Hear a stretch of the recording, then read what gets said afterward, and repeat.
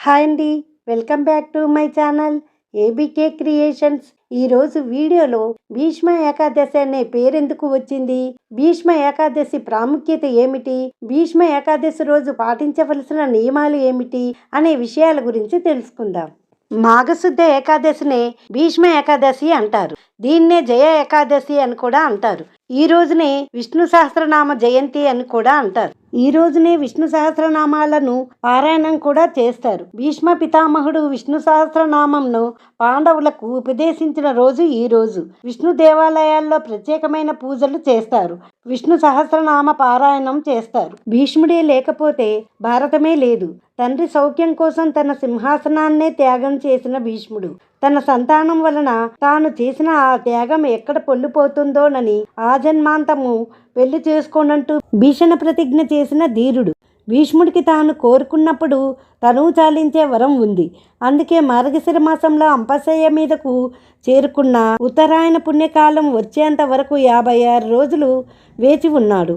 ఉత్తరాయణం ప్రవేశించిన తరువాత మాఘశుద్ధ అష్టమి రోజున తనని ఐక్యం చేసుకోమని ఆ శ్రీకృష్ణ పరమాత్ముణ్ణి వేడుకున్నాడు. అంపశయ్య వద్దకు వచ్చిన ధర్మరాజుకు రాజనీతిలోని సారాంశమంతా బోధించాడు. పాండవులతో పాటుగా ఉన్న శ్రీకృష్ణుని చూస్తూ 1000 నోళ్ల స్తుతిస్తూ విష్ణు సహస్రనామాలు పలికాడు. భీష్ముడు చెప్పిన విష్ణు సహస్రనామంలోని 1000 నామాలు ఒక్కొక్క నామము ఆ శ్రీమన్నారాయణుని ఒక్కొక్క లక్షణాన్ని మనకి సూచిస్తుంది. ఒళ్ళంతా బాణాలు దిగి అంపశయ్య మీద ఉన్న ఆజన్మ బ్రహ్మచారి అయిన భీష్ముడు అంత్యకాలంలో విష్ణు సహస్రనామాలు ఆలపించాడు. తదుపరి ఆ పరమాత్మునిలో లీనమయ్యాడు. మానవాళికి భీష్ముడు చేసిన మహోపదేశమే శ్రీ విష్ణు సహస్రనామ స్తోత్రం. ఈ ఏకాదశికి భీష్మ ఏకాదశి అనే పేరు ఎలా వచ్చిందంటే, మహాభారత యుద్ధంలో కీలక పాత్ర పోషించిన భీష్ముడి పేరు మీద ఏర్పాటు చేయబడిందే భీష్మ ఏకాదశి. తాను అనుకున్న రోజున అనుకున్న సమయానికి మరణాన్ని పొందేలా భీష్ముడు తన తండ్రి నుండి వరాన్ని పొందాడు. ఈ కారణం వల్లనే ఉత్తరాయణ పుణ్యకాలం వచ్చేంత వరకు అంపశయ్యపై వేచి ఉండి మాఘశుద్ధ అష్టమి రోజు చివరి శ్వాస విడిచాడు. ఆ రోజునే భీష్మాష్టమిగా ప్రసిద్ధి చెందింది.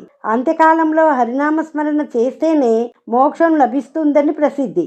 అలాంటిది ఆ వాసుదేవున్నే ఎదురుగా పెట్టుకొని 1000 నామాలతో కీర్తించిన అదృష్టవంతుడు భీష్ముడు. అవి అనంతకాలంలో విష్ణు సహస్రనామాలుగా ప్రసిద్ధికెక్కడం విశేషం. తన పైన భక్తిని గ్రహించిన శ్రీకృష్ణుడు ఈ ఏకాదశిని భీష్మ ఏకాదశిగా నామకరణం చేశాడు. ఈ రోజున తనను పూజించిన వారికి, ఏకాదశి వ్రతాన్ని ఆచరించిన వారికి విశేషమైన పుణ్యఫలాలు లభిస్తాయని శ్రీకృష్ణుడు వరమిచ్చాడు. ఆనాటి నుండి ఇప్పటి వరకు మాఘశుద్ధ ఏకాదశిని భీష్మ ఏకాదశిగా జరుపుకోవటం మొదలైంది. అందుకే భీష్ముడు మరణించిన మాఘశుద్ధ అష్టమి రోజు తర్వాత వచ్చే ఏకాదశి రోజు విష్ణు సహస్రనామం పఠిస్తే సకల శుభాలు కలుగుతాయని పురాణాల్లో తెలియచేశారు. అలాంటి భీష్మ ఏకాదశి రోజున విష్ణుమూర్తిని తప్పకుండా పూజించాలి. ప్రతి ఏకాదశికి ఉండే నియమాలే భీష్మ ఏకాదశికి కూడా వర్తిస్తాయి. దశమి నాటి రాత్రి నుండి భీష్మునికి ఎవరైతే ఈ రోజు తర్పణాలు విడుస్తారో వారి పాపాలన్నీ దహించుకుపోతాయని పండితులు చెప్తున్నారు. తల్లిదండ్రులు ఉన్నవారైనా సరే ఈ ఏకాదశి రోజు నీటిని తర్పణంగా విడవాలని శాస్త్రం చెబుతుంది. సంతానం లేనివారు నీటిని తర్పణంగా విడవడం వలన మంచి సంతానం కలుగుతుందని భావిస్తారు. భీష్మాష్టమి మొదలుకొని భీష్మ ద్వాదశి వరకు ఉన్న 5 రోజులను భీష్మ పంచకము అని పిలుస్తారు. ఈ 5 రోజులు భీష్ముని వ్యక్తిత్వాన్ని తలుచుకుంటారు. భీష్ముని జీవితం నుంచి ప్రేరణ పొందేందుకు ఈ 5 రోజులు కేటాయిస్తారు. మనం సంకల్పించిన దానిలో విజయం సాధించడానికి ఆ పరమాత్ముని ధ్యానించి పూజించి ఏదైనా మంచి పని తలపెడితే తప్పకుండా విజయం సాధించవచ్చు. మనం అనుకున్న పనుల్లో విజయాన్ని సాధించడానికి ఈ రోజు చాలా ఉత్తమమైన రోజుగా చెప్పవచ్చు. భీష్మ ఏకాదశి రోజు విష్ణు సహస్రనామం పఠిస్తే ఆ ఫలితం అనంతం. అన్ని పనులు తప్పక నెరవేరి భోగభాగ్యాలు కలుగుతాయి. సర్వపాపాలు హరిస్తాయి, పుణ్యగతులు లభిస్తాయి. అంతేకాక గ్రహదోషాలు, నక్షత్ర దోషాలు ఉన్నవారు కూడా ప్రతినిత్యము విష్ణు సహస్రనామం పారాయణం చేస్తే అన్నింటా విజయం సాధిస్తారని మన పురాణాల్లో తెలియజేయడం జరిగింది. ఈ భీష్మ ఏకాదశి రోజు ఎవరైతే ఉపవాసం ఉండి విష్ణు సహస్రనామాలను జపిస్తూ భగవద్గీతను పఠిస్తారో వారికి శ్రీ మహావిష్ణువు సంపూర్ణ అనుగ్రహం కలుగుతుంది. ఈ వీడియో గనుక నచ్చినట్లయితే లైక్ చేసి షేర్ చేయండి.